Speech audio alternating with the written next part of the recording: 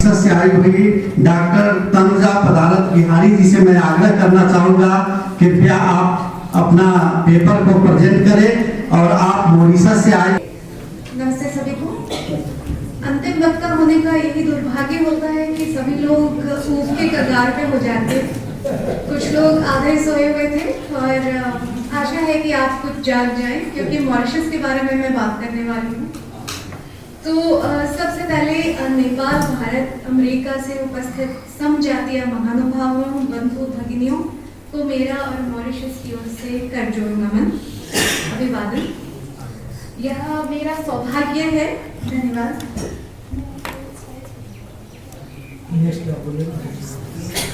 मैं बात करूं, मैं आशा करती हूँ कि स्लाइड मेरे साथ चले। हम दूसरे स्लाइड पर आए। ये अभी साथ नहीं दे रहा है। तो मॉरिशस, मैडागास्कर, अगर आपने दूसरे स्लाइड पे ऊपर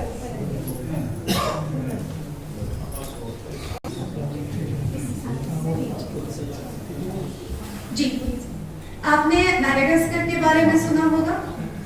नहीं? दक्षिण अफ्रीका, चलिए, दक्षिण अफ्रीका और मॉरिशस के बीच में मैडागास्कर है। यदि आपने मैडागास्कर कार्टून मूवी, आपके बच्चे जानते होंगे, शायद देखा होगा, तो हमारे दो देशों के बीच में है और हम अफ्रीकी देशों में गिने जाते हैं।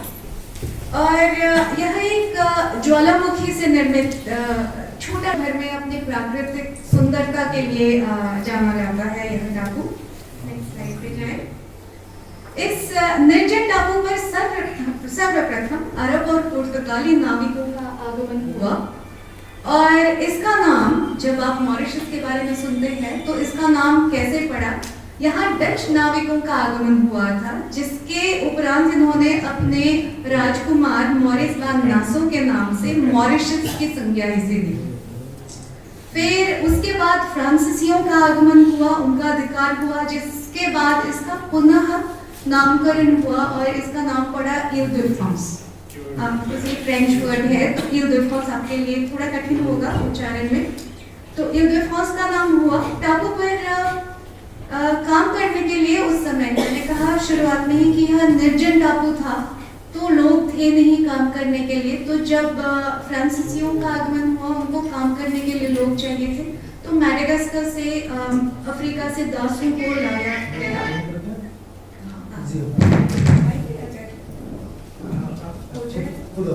जी धन्यवाद।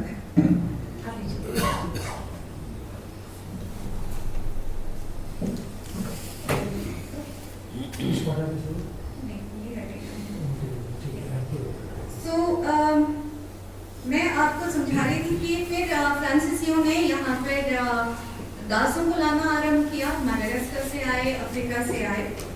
उसके बाद इनको हरा कर 1810 में अंग्रेज वहाँ आए।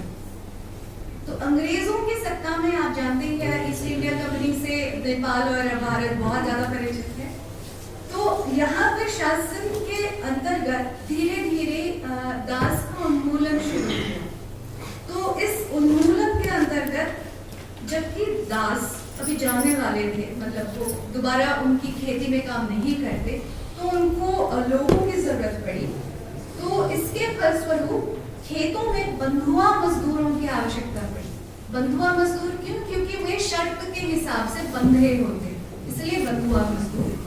और आरंभिक काल में प्रयोग के लिए, जो ट्रायल से, भारत से ब्रिटिश कैदियों को मॉरिशस लाया गया, लेकिन वो हमारे गिरमिट इतिहास से थोड़े पहले, लेकिन साथ में ही गिने जाते हैं। फिर लेकिन यहाँ प्रयास कारगर नहीं हुआ, क्योंकि एक तो वो कहते थे और मुझे नहीं लगता है कि ये लोग उनकी बात मानते थे। तो इसकी वजह से फिर सन 1834 में ईस्ट इंडिया कंपनी के एजेंटों द्वारा भारत में आम लोगों को औपचारिक रूप से, आप सामने देख सकते हैं कि किस प्रकार से इनको यहाँ पर भेजा गया। तो ईस्ट इंडिया कंपनी ने उनको बंधुआ मजदूर बनाना शुरू किया और यह सिलसिला काफी समय तक चला। तो आप यहाँ देख सकते हैं कि भारत पे तत्कालीन अकाल के कारण उनकी जो दयनीय स्थिति थी, उसका पूरा लाभ उठाकर इनको प्रलोभन दिया गया। कैसा प्रलोभन आप समझ नहीं पाएंगे। कहा गया था कि इनको पत्थर पलटने पर सोना मिले, इस हद तक इनको प्रलोभित किया गया था। और अंततः वे चूंकि अकाल पड़ा हुआ था भारत के उत्तरी प्रदेश में अधिकतर, तो उसकी वजह से ये अपने सुखद जीवन की चाह में सागर पार करने के लिए वो तैयार हो गए। और शायद आपको यह शब्द पता भी हो, कहा जाता था उस समय कि जो सागर पार करे या समाज से बाहर जाए उसको मलेच्छ कहा जाए। तो इसके लिए भी वो तैयार हो गए थे क्योंकि स्थिति इतनी बुरी थी। फिर वे लगभग महीने भर की कष्टदायी यात्रा करके मॉरिशस आए और यहाँ पर आने के बाद नेक्स्ट स्लाइड आए। हाँ, तो 2 नवंबर 1834 में पहली खेप फोर्टिस बंदरगाह के आप्रवासी भारत पर पहुंची। फिर आप इन लोगों को शक्कर कोठियों में भेजा गया। आप एक मॉरिशस की शक्कर कोठी का एक बहुत पुराना तस्वीर है तो मैंने इसमें डाला है, तो आप देख सकते हैं कि यह सिलसिला कैसे चला। फिर मॉरिशस में पहुंचकर उनको भी दासों की तरह अलग अलग जिन कोठियों में भेजा गया, उनका व्यवहार भी लगभग वैसे ही। तो आप स्थिति समझ सकते हैं। क्या आपके लिए यह मुहावरा शायद बहुत सटीक होगा। फिर अगर आप खाई से गिरे भी तो और ज्यादा स्थिति बुरी हो जाती है। तो ये स्थिति हो रही थी उनको और वे उनके अधीन थे। तो इस टापू पर आने वाले मजदूरों को मुख्य रूप से, मैं जगह बता रही हूँ आपको, इनको कहाँ से लाया गया, मुख्य रूप से उत्तर प्रदेश, बिहार। और उनकी भाषा जो थी उस समय, वे अधिकतर आपस में संप्रेषण बहुत आसानी से कर लेते थे क्योंकि या तो वे अवधी बोलते थे या मगधी बोलते थे या भोजपुरी बोलते थे। तो आपस में संप्रेषण की भाषा उतनी कठिन नहीं थी। लेकिन याद कीजिएगा उस समय, चूंकि उससे पहले मैडागास्कर से जो दास लोग आए हुए थे वो आपस में धीरे धीरे क्रियोली भाषा का प्रयोग करना शुरू कर चुके थे। क्रियोली भाषा मॉरिशस में जैसे फ्रेंच का अपभ्रंश रूप होगा, जिससे थोड़ी थोड़ी बाद में मिलावट होती जाती है। अब यदि इन लोगों का जातीय वर्गीकरण उस समय नहीं किया गया था, आप देखेंगे जब उनको सर्टिफिकेट दिया जाता था, उनको एक नंबर दिया जाता था, ये नहीं बताया जाता था कि चलिए आप इस, लेकिन जब उनका नामकरण और ये सब वही में उनका नाम ये संकलित होने लगा था, संग्रहित होने लगा था, तो काफी चीजें लिखी जा रही थी। तो इनमें से लगभग मैं कह सकती हूँ 90% लोग शूद्र और वैश्य जाति के थे, यही बहुता थी। दुर्भाग्य से औपचारिक दस्तावेजों एवं आंकड़े मॉरिशस सरकार के द्वारा संग्रहित है, तो यह गोपनीयता के कारण जनसाधारण तक नहीं पहुंच पा रही है। लेकिन ये पारिवारिक स्तर पर अगर हमें जानना है तो हम जाकर पूछ सकते हैं, हमें ये जानकारी मिल जाती है। लेकिन पूरी तरह से अगर आप लोग शोध करने जाएंगे और सूची चाहिए आपको कि कितने वैश्य है, कितने शूद्र है, तो ये नहीं मिल रही है, ये गोपनीयता के कारण।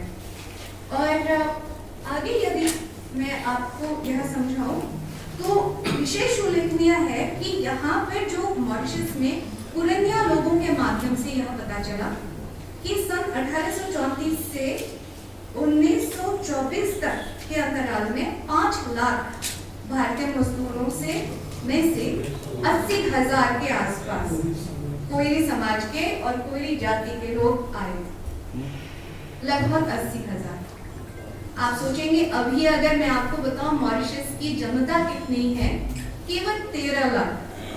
और मुझे एक टैक्सी ड्राइवर ने पिछले साल जब मैं आगरा से दिल्ली जा रही थी, उसने मात्र पूछा कि मॉरिशस की जनता कितनी है, कितने लोग हैं, आबादी क्या है, तो मैंने कहा 13 लाख। और ड्राइवर ने मुझसे कहा इतने लोग तो हमारे जेल में ही हैं। और मैं इतने मतलब क्या जवाब दे सकती थी मैं कि मेरा देश इतना छोटा है कि जितनी हमारी आबादी है उतनी आपके जेल में लोग पड़े हुए हैं। तो आप सोच सकते हैं उसके उपरांत भी हमारी स्थिति आज मैं धीरे धीरे करके आपको स्लाइड्स के माध्यम से दिखा सकती हूँ कि कम आबादी से कोई मतलब नहीं है, आपका जज्बा अच्छा होना चाहिए, वो होना चाहिए कि आप आगे पहुँचना चाहिए। तो अब हम आते हैं मॉरिशस में कोयरी समाज का प्रारंभ था, कैसे यह शुरू हुआ।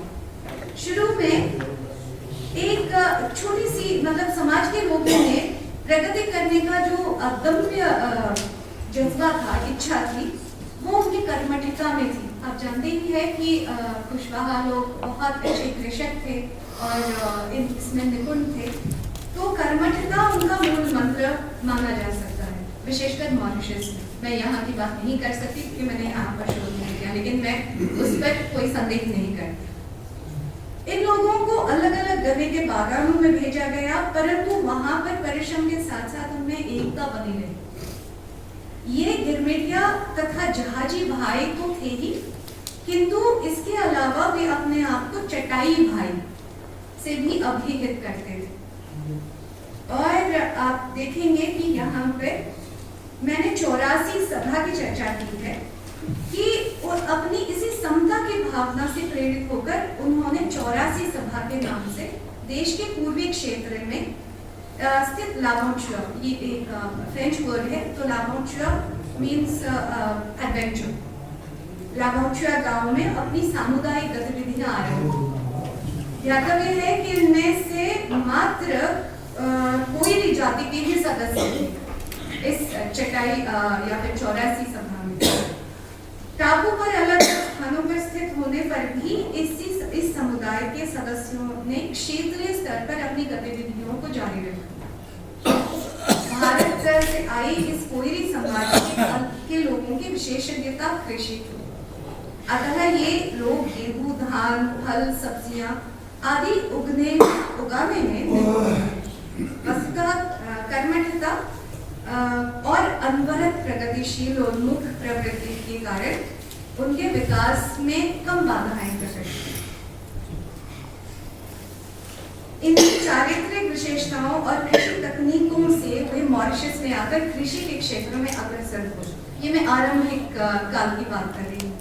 इस जाति के मजदूर अनुबंध के शर्तों से मुक्त होकर अपनी अपनी जमीनें खरीदने लग गए थे। समय के साथ वे बहुत बृहद आयाम पर खेती भी करने लगे। इन कुशल खेतीहरों ने तंबाकू, गन्ने के साथ साथ अन्य सब्जियों की खेती पर भी धीरे धीरे अपना सत्ता जमाया। उनकी प्रगति के पीछे एक कारण यह भी था कि वे बाहर के मजदूर नहीं लाते थे, वे अपने ही परिवार के सदस्यों को अपने साथ सम्मिलित करते थे। तभी तो एकता ज्यादा बनती थी और वे अग्रसर हो पाते थे। तो ध्यातव्य है कि उपर्युक्त 84 सभा की गतिविधियां सन 1935 में के पश्चात सक्रिय नहीं थी, किंतु कोयरी की उन्नति रुकी नहीं। आप सोच सकते हैं सभा की प्रगति तो हुई नहीं, लेकिन उनकी प्रगति अवश्य। अब राजनीतिक दृष्टि से उनकी सक्रियता को देखते हैं। राजनीतिक, सामाजिक और आर्थिक योगदान क्या था उनका मॉरिशस में। सन 1901 में गांधी जी के आगमन के उपरांत कोयरी समाज के लोगों का जोश दुगुना हो गया। गांधी जी द्वारा दिए गए संदेशों ने कोयरी समाज को भी प्रेरित किया। फलतः कोयरी समुदाय अपनी भावी पीढ़ियों को शिक्षा एवं राजनीति के क्षेत्र में प्रवेश करने के लिए प्रोत्साहित करने लगा। इस जाति के कई लोग देश को स्वतंत्र करने के लिए आंदोलन में कूदने लगे थे। देश के विभिन्न क्षेत्रों में से जो सामाजिक जुटाव होते थे, वे भी उस राजनीतिक अखाड़े में उतर गए। व्यावसायिक उन्नति के लिए राजनीतिक स्वतंत्रता आवश्यक थी, ये हम सभी जानते हैं। इसकी बात अभी मुझसे पहले वक्ता ने भी, क्षमा कीजिए मैं सभी के नाम याद नहीं कर पा रही हूँ, आपने भी इस पर चर्चा की। हाँ, तो इसीलिए वे राजनीतिक संगठनों में महत्वपूर्ण भूमिका निभाने लगे। फिर देखिए इसका जीवंत उदाहरण कोयरी जाति के उपज सर शिव सागर राम गुलाम है। वे इस कोयरी किसान के बेटे थे जो डॉक्टरी की पढ़ाई पूरी करके राजनीति में सक्रिय भागीदारी लेने लगे। और अंततः देश को स्वतंत्रता दिलाने में सेनानियों में प्रणेता रहे। तो यह मुझे लगता है तालियां बजनी चाहिए। हमारा प्रथम प्रधानमंत्री तो देश को वस्तुतः वे मॉरिशस के में कोई भी समाज के प्रथम प्रधानमंत्री बने। यह बात भी उल्लेखनीय है कि अभी तक जो भी, अगर हम रामूलम जी के बेटे की बात करें, नवीन रामूलम, और उनके बाद जगन्नाथ, जो प्रवीण अनिरुद्ध जगन्नाथ थे, फिर प्रवीण जगन्नाथ, और फिर दोबारा अभी इनका बेटा एक कोयरी समाज का उपज है जो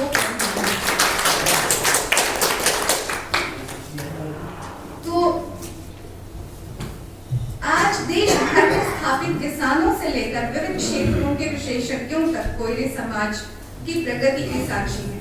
जिन शर्तन मजदूरों के रूप में कोयरी समुदाय के लोग आए थे और उनके परपौत्र आज देश के प्रधानमंत्री एवं मंत्री के साथ साथ उद्योगपति, होटलों के मालिक, कारखानों के स्वामी, गाड़ियों के व्यापारी, प्राथमिक एवं माध्यमिक तथा मैं अपने आप मैं इसमें सम्मिलित करती हूँ तृतीय स्तर पर पाठशालाओं में सक्रिय हूँ। डॉक्टर, इंजीनियर, पायलट, प्राध्यापक, दक्ष कारीगर आदि कई महत्वपूर्ण व्यवसायों में सक्रिय है और देश की आर्थिक उन्नति में महत्वपूर्ण भूमिका निभा रहे हैं। इसमें कोई संदेह नहीं कि मॉरिशस के में आरंभिक निवेश देश के पूंजीपतियों, उस समय के फ्रांसीसियों ने किया होगा, लेकिन इस बात को भी नकारा नहीं जा सकता कि अन्य समाजों के साथ साथ कोयरी समाज के नेतृत्व, अनवरत प्रयास, अनुशासन, परिश्रम एवं तकनीकी ज्ञान के फलस्वरूप देश की आर्थिक अभिवृद्धि हुई है। वर्तमान में यदि देश में आर्थिक संतुलन है तो यह हमारे कृषि क्षेत्र के कर्मठ सिपाहियों और उन विशेषज्ञों के सम्मिलित सहयोग से हो पाए। अब थोड़ा आगे देखते हैं कि और किस क्षेत्र में इनका योगदान रहा। धार्मिक और सांस्कृतिक योगदान। कोयरी समाज अपने साथ भारत से कुछ मूलभूत धार्मिक निधियां लेकर आए थे। वे रामचरितमानस, हनुमान चालीसा और उनसे प्राप्त जानकारियों के अनुसार परवर्ती कालों में, मतलब पूर्ववर्ती काल में इंद्रजाल जैसी पुस्तिकाएं भी लेकर आए थे। इस समाज में धार्मिक विश्वास एवं रुझान को लेकर सर्वाधिक चर्चा उनके सनातन धर्म के होने की है। वैष्णव प्रधान मान्यता तो स्पष्ट थी, किंतु शिव एवं शक्ति पूजन के प्रति उनकी प्रवृत्ति को रेखांकित किया जा सकता है। इनके धार्मिक रुझान को देखते हुए इनके प्रायः पौराणिक और पौराणिक परंपरा के अनुयायी से इनकी प्रवृत्ति समझ में आती है। कई कोयरी परिवार ने मॉरिशस भर के अलग अलग क्षेत्रों में सनातनी मंदिरों के निर्माण के लिए अपनी जमीनें दी। आप सोच सकते हैं, स्वयं गए थे वहां पर बंधुआ मजदूर बनकर, अब वो स्वयं दान करने लगे थे मंदिरों के लिए, जमीनें दे लगे। वस्तुतः आज मॉरिशस के उत्तर, दक्षिण, पूर्व, पश्चिम कहीं भी आप जाएं, ऐसे मंदिर अवश्य मिलेंगे जिनकी नींव किसी कोयरी ने परिश्रमी, निस्वार्थ भाव से, परिश्रम एवं निस्वार्थ भाव से दान देकर रखी। आज मॉरिशस में कई ऐसे मंदिर इन कर्मठ धार्मिकों के विशाल हृदय एवं अनुदान की स्मृति चिन्ह है, जो लगभग आपके सामने हैं। कुछ अन्य भी है, लेकिन सब एक स्लाइड में समाहित नहीं होते। यह भी उल्लेखनीय है कि जिन कोयरी लोगों ने आर्य समाज का प्रवर्तन किया, उन्होंने भी अपना योगदान इसी प्रकार जमीन देकर अलग अलग सभाएं, आर्य सभाएं बनाकर, इनके साथ ही अभी हम जब अभिवादन कर रहे थे, हमने साहेब बंदगी सुना। मैं आपको यह भी याद दिला दूं, हालांकि ये हमारे स्लाइड में नहीं है, लेकिन कबीर मंदिर की स्थापना भी और उनके लिए जमीनें भी कोयरी समाज द्वारा, और साथ में अगर आगे देखें, हमारे पर्व, हिंदू तो हम हैं ही, तो आज मॉरिशस में महाशिवरात्रि का बृहद आयोजन होता है। आप मानेंगे नहीं, हम चूंकि बहुसांस्कृतिक समाज से हैं, हमारे जो ईसाई लोग हैं, जो अफ्रीकी लोग हैं, वो भी हमारे साथ कांवड़ उठाते हैं, वो भी हमारे साथ गंगा तालाब तक जाते हैं। तो कृष्ण जन्माष्टमी, रामनवमी, नवरात्रि, दिवाली, गंगा स्नान, ऐसे कई त्योहार हैं जिसका आयोजन आज भी हमारे यहाँ बहुत ही विशाल और बृहद ढंग से होता है।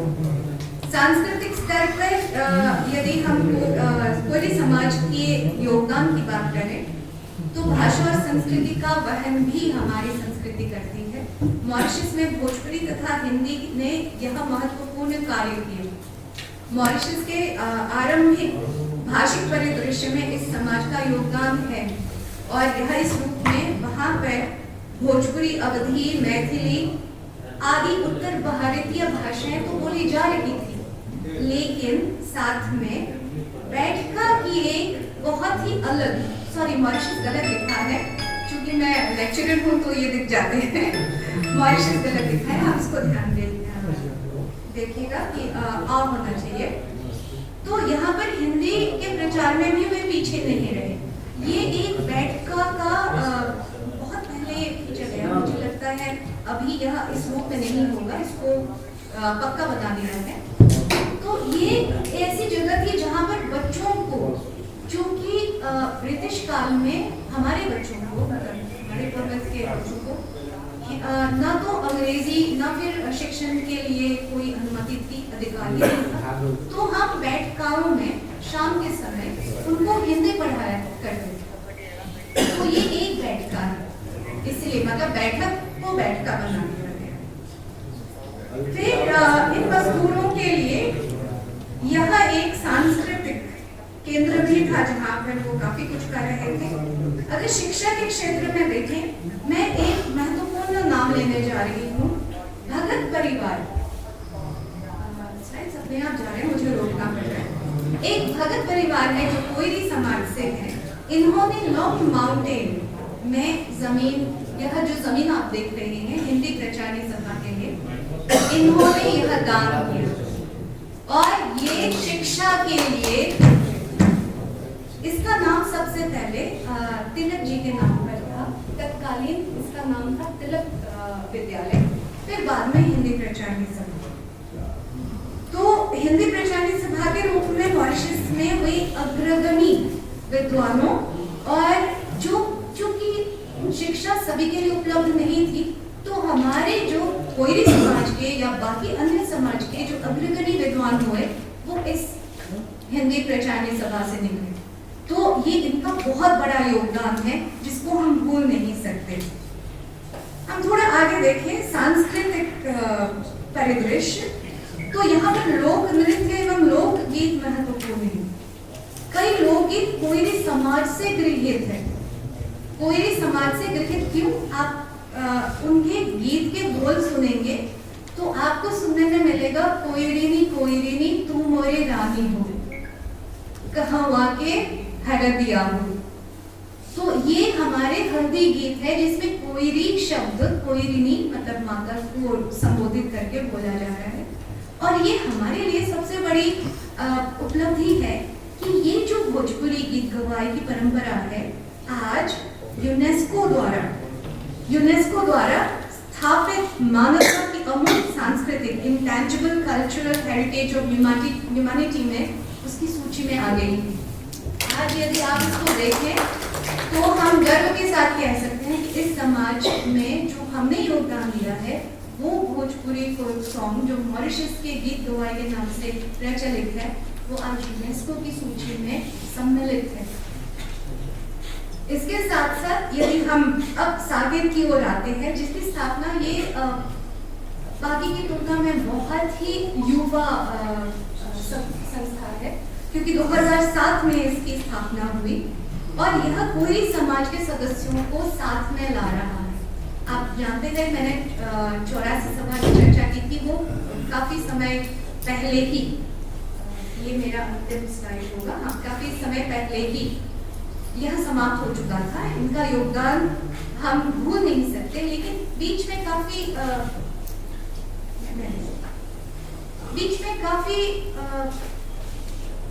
कैसे कहें, जब लोग स्वार्थी हो जाते हैं तो अलग अलग होने लगते हैं। उसी प्रकार जब स्वार्थ के ऊपर परमार्थ आने लगता है तब लोग एकजुट होने लगते हैं। तो यही बात शुरू होती है साकेत के साथ। हमने इस परिवार के लोगों को एकजुट करना शुरू किया।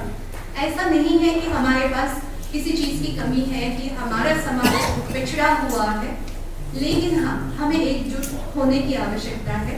तो इसके लिए इस साकेत की आवश्यकता पड़ी, जिसमें हमारा मिशन आपके सामने है, जिसका आरंभ जब आपने लावोचिया नाम सुना, इसमें से जो ऑफिशियल एड्रेस इनका है, आप देखेंगे लिखा है रॉयल रोड लावोचिया।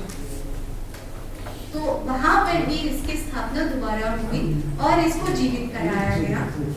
आज भी हम इसी लक्ष्य से आगे बढ़ रहे हैं। तो मेरा मानना है कि इसका प्रधान लक्ष्य हमारे बीच में भाईचारे को दोबारा स्थापित करना है, हमें एकजुट करना है और सांस्कृतिक, पारिवारिक और शैक्षिक उत्थान के लिए हमें अग्रसर होना है। ये साकेत का मूल उद्देश्य होगा। और इस समाज की उन्नति, मतलब मॉरिशस में विशेषकर कोई भी समाज की उन्नति अब आगे बढ़कर आप लोगों के समाज के साथ, मतलब एक ही परिवार है, हम लोग एक साथ में हम सोच सकते हैं कि हम आगे और कैसे बढ़ें। लेकिन मैं ये मॉरिशस की बात थी, आपको पता चल गया है कि चलिए मॉरिशस में हम पिछड़े समाज में नहीं गिने जाते हैं, क्योंकि हमारे खुद के प्रधानमंत्री कोई समाज के हैं। हमारे समाज से डॉक्टर कई ऐसे लोग निकल रहे हैं और आगे बढ़ रहे हैं। मेरे खुद का भाई अभी ऑस्ट्रेलिया में है, वो पायलट है, एरोनॉटिकल इंजीनियर है। और इस समाज से, मॉरिशस से निकलकर आप सोचिए, भारत मूल का है, इस समाज से है, मॉरिशस गया, मॉरिशस से अब ऑस्ट्रेलिया में स्थापित है।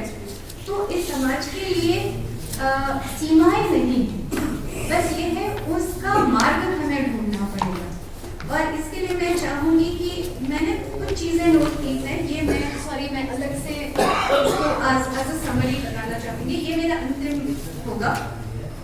तो दो अंतिम बिंदुओं पर मैं आपका ध्यान आकर्षित करना चाहूंगी। सबसे पहले इस समाज का प्रथम लक्ष्य होना चाहिए कि हम बच्चों को कैसे प्रेरित करें कि वो अनपढ़ अशिक्षित वर्ग में ना आए। क्योंकि ओबीसी से अगर आपको पिछड़े वर्ग से निकलना है तो आपकी शैक्षिक और आर्थिक स्थिति बेहतर होनी चाहिए। ये मैं इतना समझ पाई। मैं राइट और रॉन्ग, आप मुझे बताएं। यदि हमारे बच्चे पढ़ेंगे नहीं, लिखेंगे नहीं, आप सोचिए 1901 में जब गांधी जी आए थे, हमारे बच्चे पढ़ नहीं पा रहे थे। हमारी बैठकाएं तो स्थापित हो चुकी थी 2 दशक पहले, क्योंकि हम उसका महत्व जानते थे कि बच्चे, क्योंकि हमारे पूर्वजों को बताया गया कि आप जब यहाँ आए हैं तो आपका लक्ष्य क्या है, आप मजदूर हैं, आपके बच्चे भी मजदूर रहेंगे, चाहे आप शर्तबंद हो या फिर शर्त मुक्त हो। तो वे इस बात को स्वीकारते नहीं थे, नहीं मेरा बच्चा क्यों मेरी तरह हमेशा मजदूर ही बना रहे, वो आगे बढ़ेगा। तो वहां पर हमने प्रेरणा ली गांधी जी से कि वो राजनीति में जाए, पढ़े लिखे और राजनीति में प्रवेश करें, जो हमारे बाद वाले परवर्ती पीढ़ियों ने किया और अब तक हम करते आ रहे हैं। और इस समाज को हम मशाल लेकर हम आगे चल रहे हैं। आप सोच सकते हैं कि वहाँ के ब्राह्मण भी अभी तक प्रधानमंत्री बने नहीं है वहाँ पे, लेकिन कोई समाज का ही, वैश्य समाज का ही प्रधानमंत्री बनेगा, क्योंकि हमें यह विश्वास है कि स्थिति ऐसी। तो ये पूरा प्रयास है, लेकिन मैं ये नहीं बोलती कि कोई और नहीं लगता। हालांकि देश की उन्नति होनी चाहिए, ऐसा नहीं है कि कोई मना ही है, लेकिन आप सोचिए कि हम कितनी प्रगति कर चुके हैं। तो ओबीसी के लिए मेरी एक बात रही। दूसरी बात थी, जब ऑडियो प्रेजेंटेशन के समय लद्दाख से कुलपति साकेत कुशवाहा जी ने यह बात कही कि आप अपने बच्चों को बस 10th मैट्रिक या जो भी आपके यहाँ जो एग्जाम्स होते हैं पास होने के लिए ना भेजें, आप उनको एक लक्ष्य देकर भेजें। मैं समझती हूँ हर बच्चे की प्रवृत्ति अलग होती है, आप उनकी प्रवृत्ति के अनुसार उनको दिशा दें। आप सच्ची में विश्लेषण करें, एनालिसिस करें कि आप कैसे आगे बढ़ा सकते हैं उनको। ये मत सोचिए कि आज आप अगर इकोनॉमिक्स के फील्ड में जगह है तो अगले 10 साल में एक ही स्थिति होगी। अगर आपका बच्चा 15 साल का है, push him to move towards any other field जो ओपन है। आप यह सोचिए, जैसे मॉरिशस में हम पहले से अपने बच्चों को तैयार कर देते हैं कि चलो बच्चे यहाँ पर ये सैचुरेटेड हो चुका है, आप किसी और दिशा में जाओ। तो हम इसी ओर सोचते हैं। आज मेरा बेटा 14 साल का है, वो जब आगे बढ़ेगा, हमने उसको कह दिया the world is becoming an AI world. कुछ करना है तो IT के क्षेत्र में करो और मूव टुवर्ड्स बिजनेस। मैं उसको सैचुरेटेड एरियाज में नहीं भेजना चाहती हूँ। ऐसा भी है कि मैं मानती हूँ उसकी अगर रुचि किसी एक विशेष क्षेत्र में है तो मैं उसको प्रेरित जरूर करूंगी, लेकिन मैं बताऊंगी कि इस क्षेत्र में इस ओर जाओ ताकि काम मिले और आगे बढ़ सके। तो यही मेरी 2 बातें थी। मेरा यही विश्वास है कि यह समाज आगे बढ़ेगा यदि हर कोई यह ना सोचे कि चीजें हमें थाली पर सजी सजाई